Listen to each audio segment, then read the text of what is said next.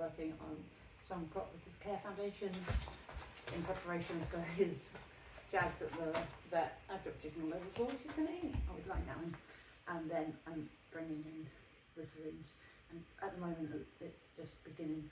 I'm just lightly tapping it on his nose, holding it on his nose, bringing it into his, being much more unpleasant experience for him. Bob, have a money, Bob. Thank you.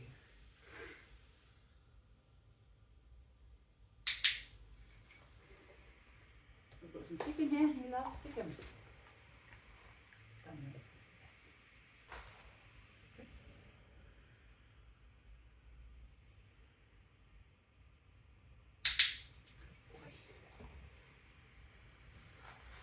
Okay, we'll now do some reps of the